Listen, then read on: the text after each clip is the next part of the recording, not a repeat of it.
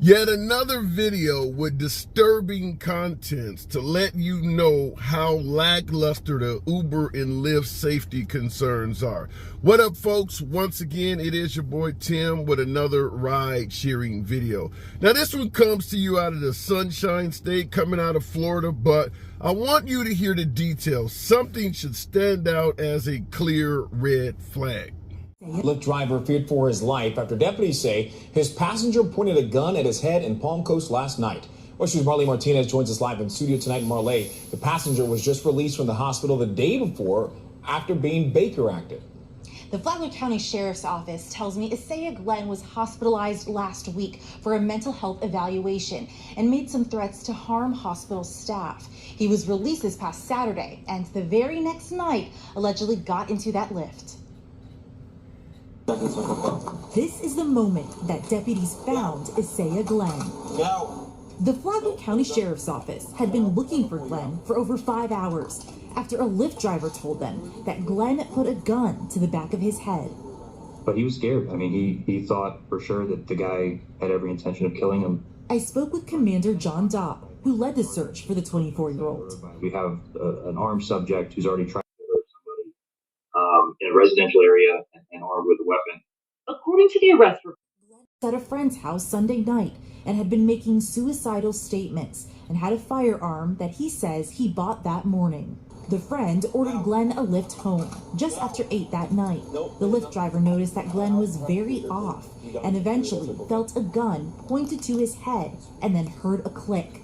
The driver immediately grabbed the gun, and Glenn allegedly asked the driver to shoot and kill him, later telling deputies, "I tried to kill myself." Sometimes I think there's a stigma. People don't want to contact law enforcement for help because they're afraid that they're going to get their loved ones in trouble. We do have a lot of resources to offer. I mean, we have a behavioral health unit that we just started about 2 years ago. Glenn got out of the Lyft, zeroing in at the gas station just before 2 a.m. Monday morning, where he was found hitchhiking with a random person at the pumps. Glenn is now in jail on no bond, charged with aggravated assault with a firearm. Commander Dopp says he's also been referred for mental health counseling. It's a delicate balancing act, and at the Sheriff's Office, we've gotten good at deconfliction. We get a lot of extensive training in communicating with people in crisis. So we're able to try to balance the needs of keeping our team safe with the needs of somebody in crisis, and we've been able to do it fairly well. Deputies are still trying to find the gun to see if it's an actual firearm or an airsoft type gun. They say Glenn told them he threw it into the woods. Glenn was also given a public defender today. I reached out to their office about his case, and they said they don't have a comment at this time. Stuart.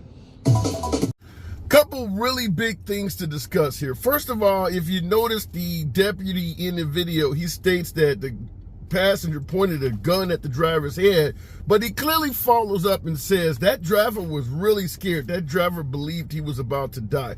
You know why that's being said? Listen to the title to the article of this story. Passenger arrested for pointing a gun, pulling the trigger at Central Florida Lyft driver's head. So not only did he put a gun to the head of this driver, he actually pulled the trigger. So that driver heard that firearm click. They don't know if it was a fake gun, you know, an airsoft gun, a BB gun, or they don't know if it was one of those or if it's a real gun, because apparently this idiot has discarded it. But imagine being a Lyft driver, having somebody put a gun to your head, and you hear that shit click, as if maybe they don't know how to operate it, maybe they didn't properly load it, maybe one of the rounds are jammed in the firearm, but nevertheless, you hear them behind you basically trying to take your damn life. This would certainly drive any person, whether a Lyft driver, whether a citizen on the street, this would drive you into mental anguish. This person is trying to kill you. That's what it would lead anyone to believe. However, I talked about red flags. In addition to what he put this Lyft driver through, if you notice in the story, it states that this guy, obviously going through a bout of mental illness, threatened first to commit suicide, threatened to take his own life. Hear what they said in the story? He was around one of his friends. Instead of his friends calling the authorities, trying to get the man help, he actually summoned him a rideshare vehicle. So this Lyft was not even held by the guy that was in the car trying to, literally kill this man or put a gun to his head. It was called for by someone else. Someone else that knew the man was suicidal.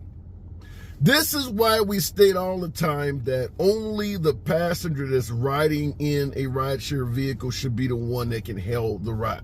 So what the hell happens now? If this driver wants to follow through in any fashion or form, Lyft can say, well, blame it on the owner of the account because this is not the right passenger for the vehicle.